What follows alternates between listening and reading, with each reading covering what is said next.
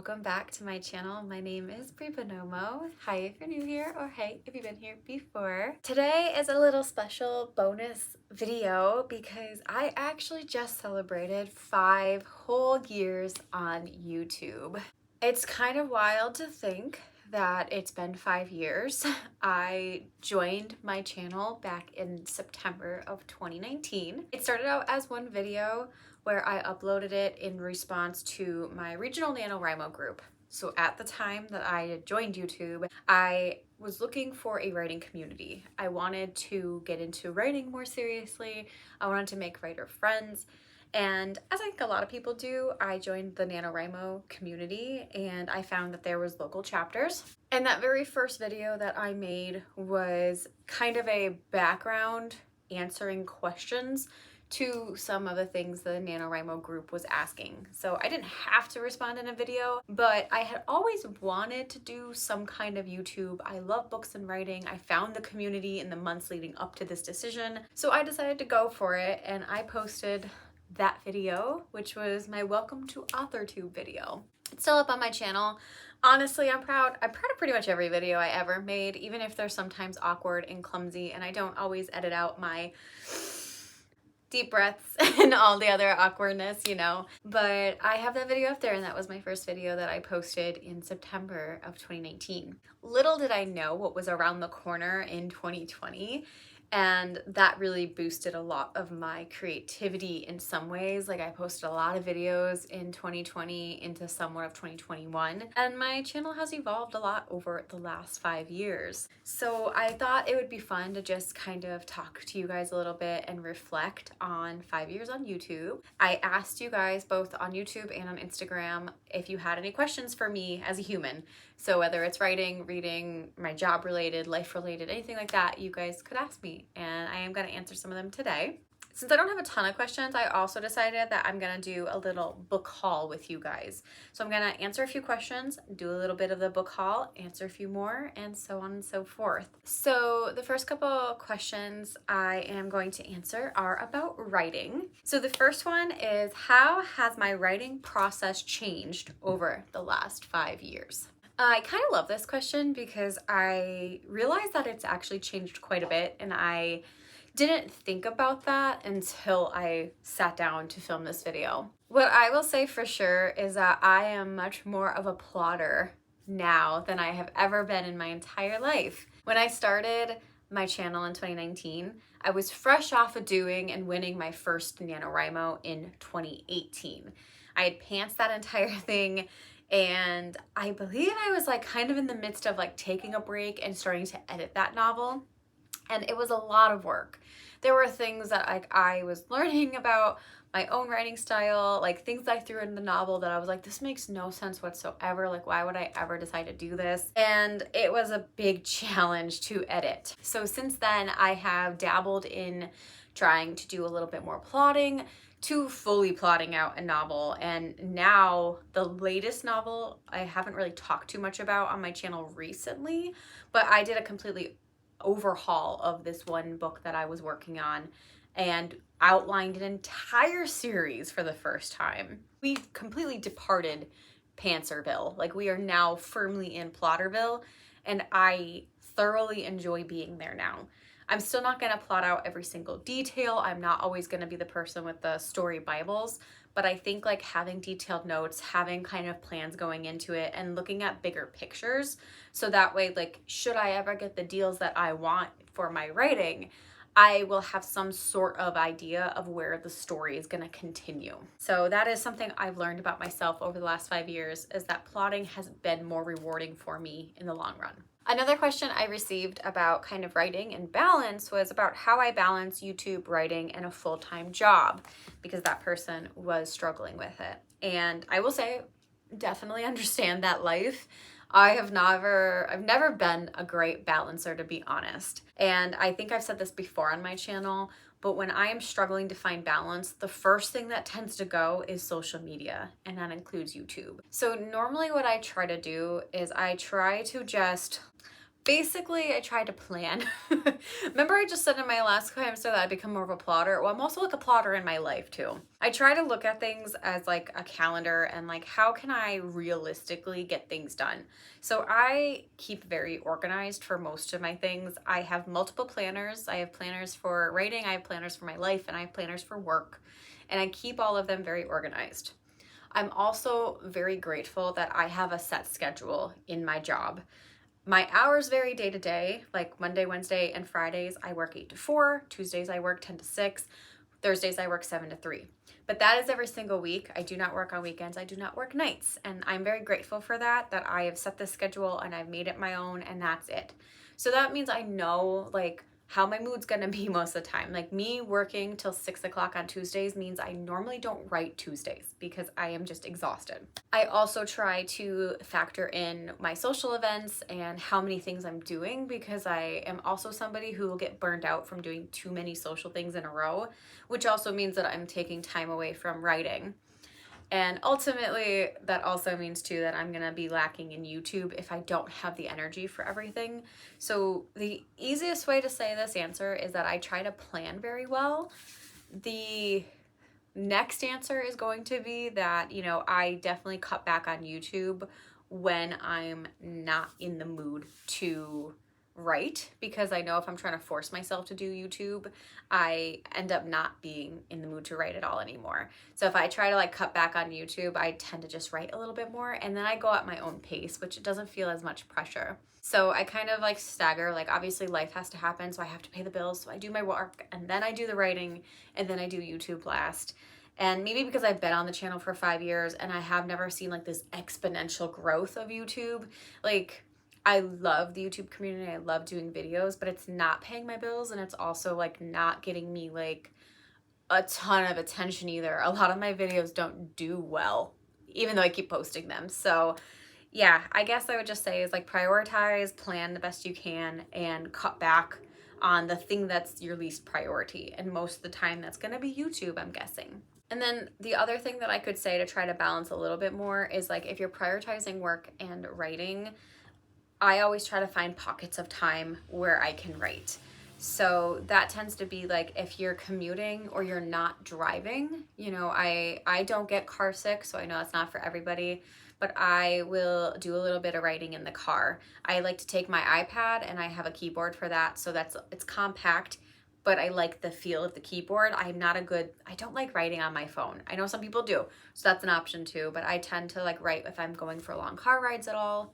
I will write for me, like I'm a counselor, so if I get a session that cancels on me and I have an hour then to myself, I sometimes will sneak in a little bit of writing just to get some words in. And also like I just try to plan at least one night a week where I'm focusing on writing. So whether that's like, a co-writing project, scheduling things like getting things organized for editing or writing my own work. Like I usually try to plan at least one night where I have an hour or two a week to dedicate to writing. And if that's all I get, then that's all I get, and that's fine. So I try to write in the pockets of time I have, and then YouTube just kind of fills in. So if I'm doing a vlog, I may just do a couple little updates, or I might just try to do a little bit of B-roll. I do use my phone to vlog, so I just try to like take my phone places where I have it. And if I'm also just struggling to vlog and I'm having some vlogging burnout, then I might do like a video like this, where I just talk to the camera for a little bit and fill everyone in. So that was kind of long-winded and maybe a little convoluted, but I hope that helps a little bit.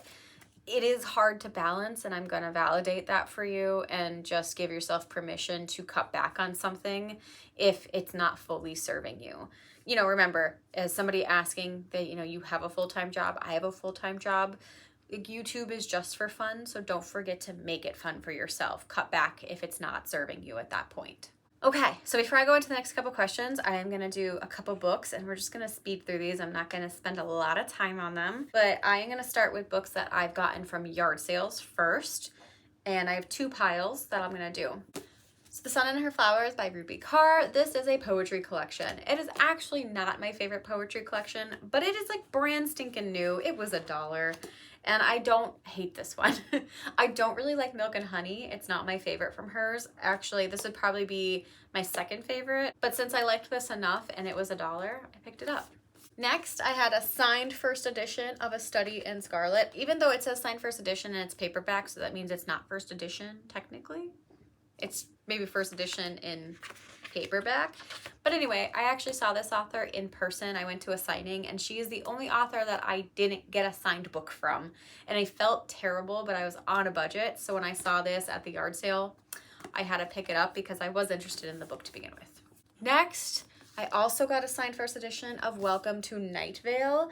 This is something that everybody's always talked about. I've heard a lot of things about. People love it. And I was like, okay, we'll take a novelization of it. And if I don't like it, then I'll just like resell it or put it in a free little library. It's not a big deal. I think they sold it to me for like $5. So then I found Patrick Ness's Release. I know nothing about this. I just picked it up because I knew the author's name, and that's it. Another book that I've already read, but I couldn't pass up a nice copy, was Outlander. I have read this book. It's been quite a few years. I think I actually did a vlog on this, like in the early days of my channel, but I actually liked it. It's just one of those books that I read once and I never really felt the inclination to continue in the series. Also, they're massive, but I did like this book, and because it's nice, it's big, it's floppy. I don't have a copy of my own, so I picked that up too because it was $1. And then finally, this was a complete impulse buy, The Raven Tower by Ann Leckie. I have never read anything by Ann Leckie. I vaguely know her name. I liked the title of the book, and that is why I bought it, because again, it was $1 at the yard sale. So it's a standalone. That was the other big seller. I looked it up afterwards, and this is a standalone adult fantasy. So that was a bonus because I feel like there are none of these in the world. You know, they're so rare. Okay, so next for the next two questions, they are going to be about my career, and I'm very excited for that. I was very happy to see career questions. So the first person asked, how did I decide to go into my line of work? Because they were thinking about pursuing something similar. So mine is a pretty cut and dry story, I think. And if you find that you talk to people who are in like the counseling or psychology field, I think you'll find that a lot of us have some similar thing. Like something happens in our lives and we get interested in talking to people and helping them through the shit that we've been through. That's kind of like the simple version. I have definitely had my own forms of trauma in my life and have been through some shit, and I always felt that like I was very alone going through that.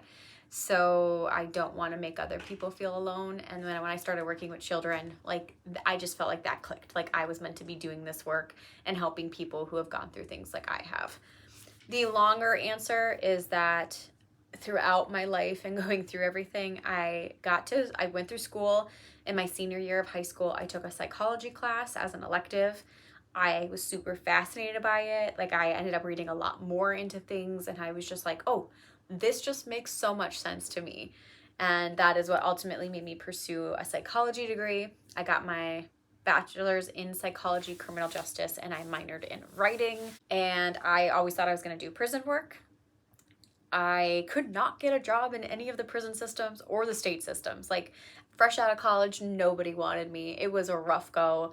So I ended up applying to jobs that would accept me, and all of the ones that would accept me were essentially working with children.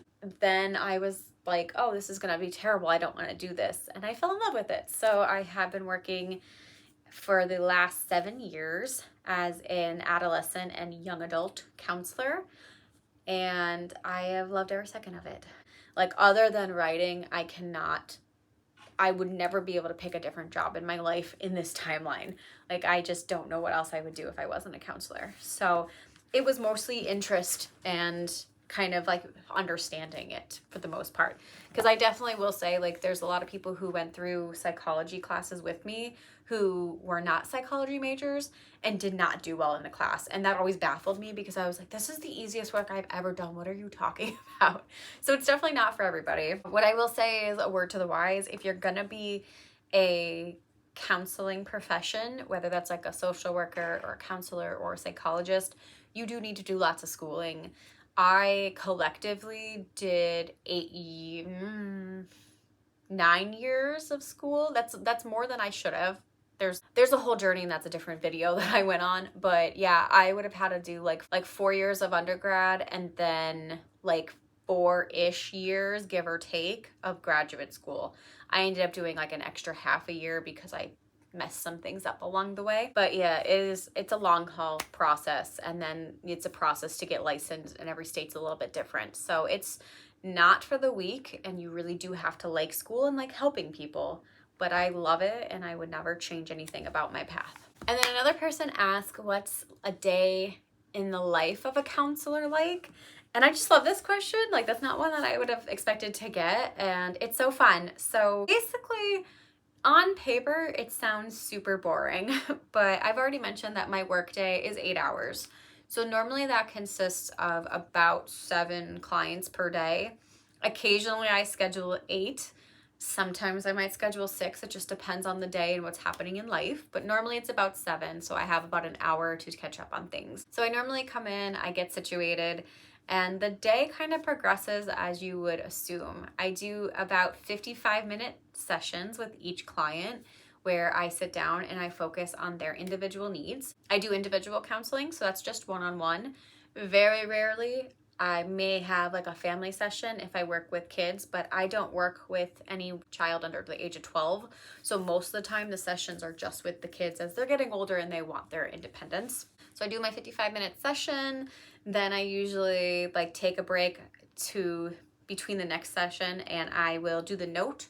Every session has to have a note done, it just to document and insurance purposes and liability to make sure that we are actually seeing the clients that we say we're seeing. So I'll do a note, I will go to the bathroom if I need to, and I will take like a snack break or a water break if I need to as well. And then I see the next client. And then that's pretty much how it rolls ideally. Now, there are times when I will have what we call no-shows, like people just won't show up for that day. That happens quite frequently, unfortunately. And I will just kind of fill the void in what I need to do. So if I have to send like letters out to people, if I have to make any phone calls, if I'm scheduling someone new, if I want to consult with someone on a case, like I will just, in that hour, I will use that time to do other office work things. And occasionally too, I might catch up on everything. And as I said before, I may do a little bit of writing. It just kind of depends on what's going on that day. And also where my brain power is too, because sometimes like I will have like 2 hours of a blank space where nobody shows up, and then I just don't have the energy to write. And then, you know, the day continues like that in that manner. Like I just see clients and I do all my notes and I get things done. I also do a lot of prep work for my clients. So if I told a client like, hey, let me look into that for you, in my downtime, I will go look into something. I'll print materials for certain things. I will prep for a group. I do run a group therapy for teenagers, and I may have to print out stuff or get things ready for that group. So I do have a pretty active day every day, and then I go home and I do my self-care so that I am not burned out. I think it's a little different for everybody. I am in what we call community healthcare, to work in a nonprofit and deal with higher risk populations. So these are the people who have pretty bad mental health, may have substance use addictions, may have ongoing trauma in their lives. So they're a little bit tougher cases. So that self-care component is much needed. All right, time for a few more books. I'm gonna do the rest of my yard sale books first. I got a Lisa Jewell book, Watching You. Don't know what it's about, but I know it's mystery thriller. Then I got A River Enchanted by Rebecca Ross. Honestly, this was literally a pickup because of how beautiful this cover was. And then I was like, wait a minute, doesn't she have like that Divine Rivals book? And I'm pretty sure it's the same author, so I haven't read it, but you know, it was a pretty book. This one was a complete, again, title buy, and it was When Life Gives You Vampires by Gloria Duke. It looks like a rom-com about vampires, and of course that's up my alley, so I had to pick this up because it was $1. And then this one is one of those books where I bought it because the guy was really nice and he was giving me a deal on buying a bunch of books. I have no idea if I'm gonna like it, but it's Mr. Magic by Kirsten White. I have already watched Books and Lala review this book, and I'm not sure if I'm gonna like it, but I really do like the concept, and I want to know about this like creepy children's character thing, mascot person. So that's all I know, and I would like to like this book. And then this is the last book I bought, so I wanted to include it here, but I got Love and Other Champagne Problems by Sarah Sutton. This is a thick boy. Like, Sarah, you're having some beefy books here. There's also little goodies, and it is signed because I bought a special edition with the green cover, and I do want to get to this soon before spooky season really sets in for me. Okay, we're almost done with the questions and we're almost done with this video. So I had a couple questions on actually like making content. So the first one was, what advice do you have for people who are thinking about joining YouTube or AuthorTube? I think this is gonna be a broken record and I'm not original in any capacity, but just do it. That is basically what pushed me, is like I had been wanting to do something and I started to like the BookTube and AuthorTube community. So I just went on a whim and did it.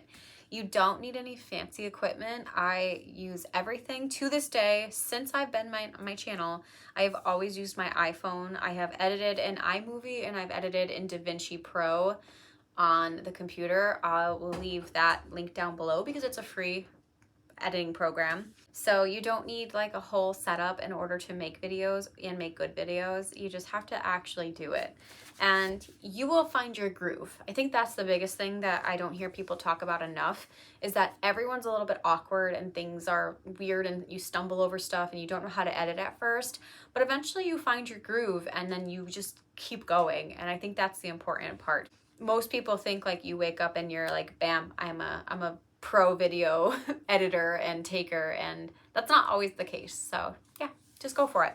Next question was, do you feel like joining YouTube and creating content has helped your writing, and how? I would say in a lot of ways, yes, it has helped. The main thing is because I found people who are in a similar boat to me and who really enjoy writing, and therefore we can swap manuscripts and we can talk books and writing and we can really work on our craft together, and that community aspect has been very rewarding for me. And it's also very much challenged my writing. I was not the same writer 5 years ago as I was 10 years ago, and I'm not the same writer now from 5 years ago. I've grown a lot and my work has improved, and I still think I have improvements to make, but I think this community has definitely made me more aware of like my own flaws, like what I like and what I don't like in other people's writings, and how I can incorporate feedback that I give into my own writing and be better at feedback. Furthermore, joining YouTube has opened a lot of doors for me that I didn't think were possible. I have been invited to write-a-thons online. I've been invited to online conferences now. I have also just made connections in the field that are super valuable and can get me like better off like when I'm eventually querying again. I've also been published now because of YouTube. My very first publication was because I was specifically a YouTuber. It was in the Stygian collection, and their kickoff anthology was a collection exclusively published with AuthorTubers works.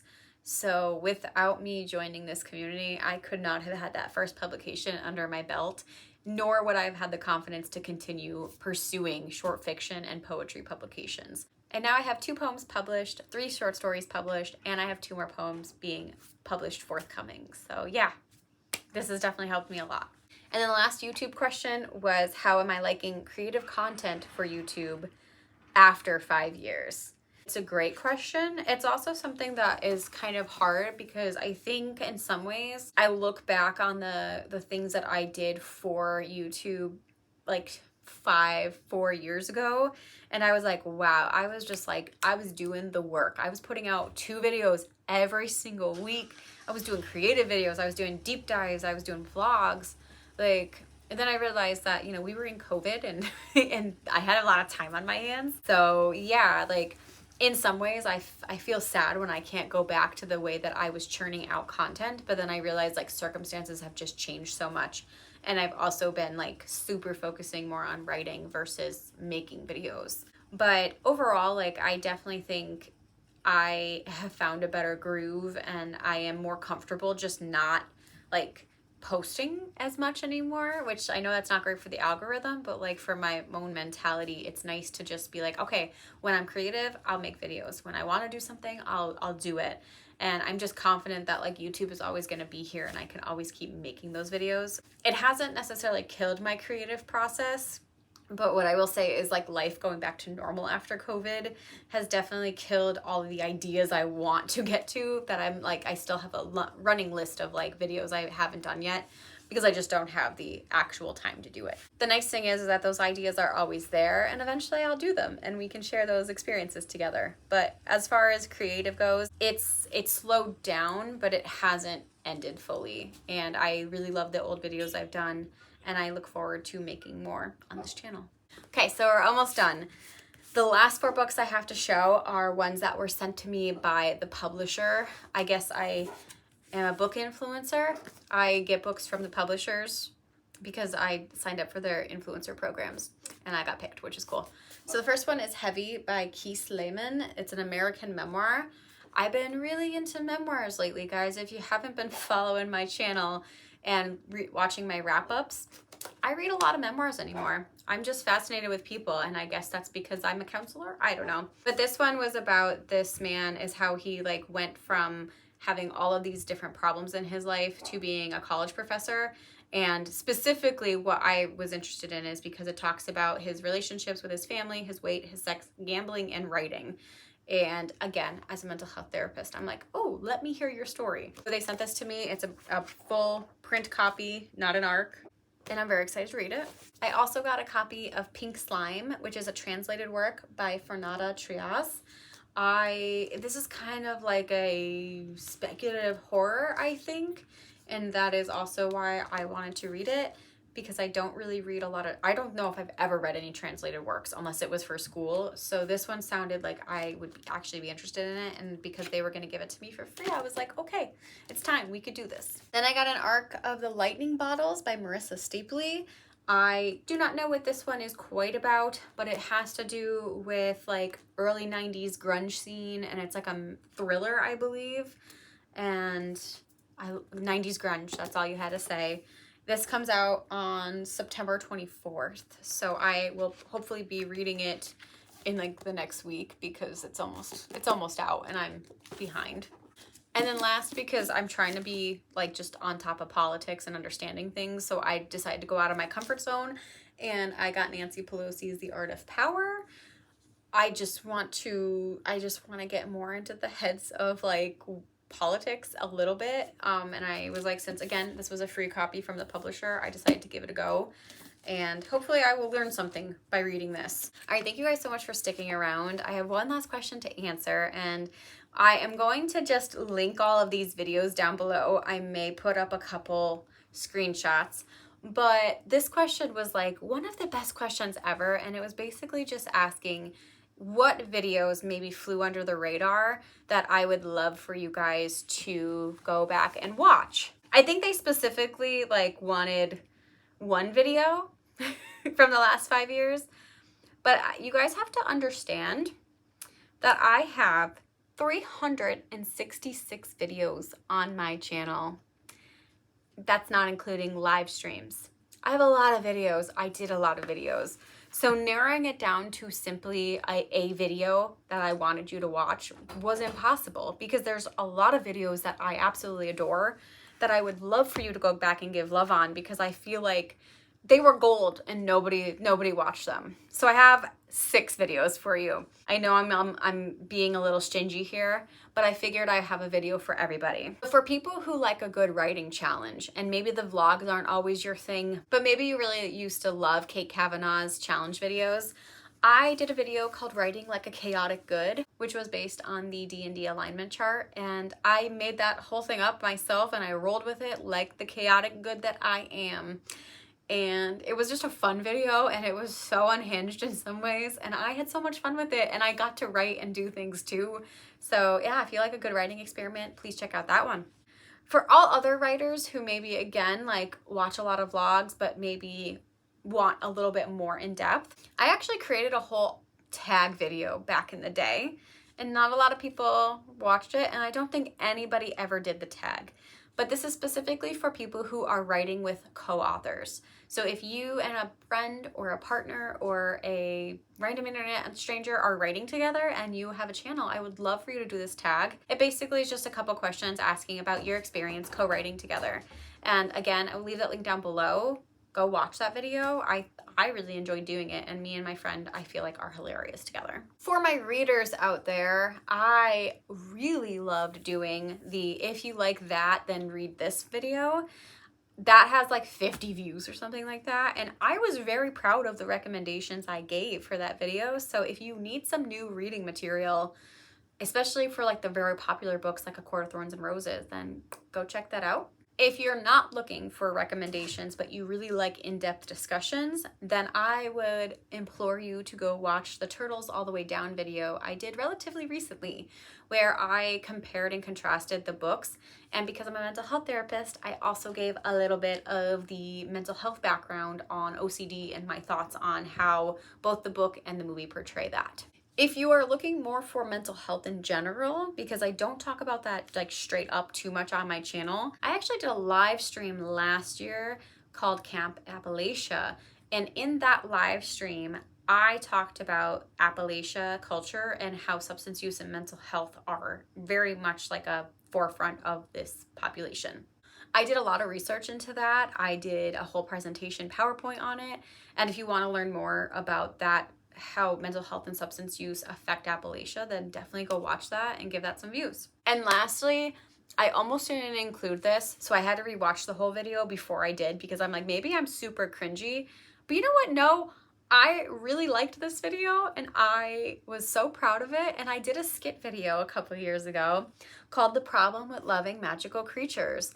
And I find myself hilarious. And I just want you guys to go watch that video. And maybe it's a little cringy, but like for the most part, like I still have pretty good solid points on it. And I laugh at some of the things I say. So yeah, I'm funny. But thank you guys so much for 5 wonderful years on YouTube. Thank you for the questions you sent me. And thanks for just sticking around, being an awesome subscriber. I hope that I will be back soon with some more videos. But for now, thank you, and I'll see you in the next one. Okay, bye.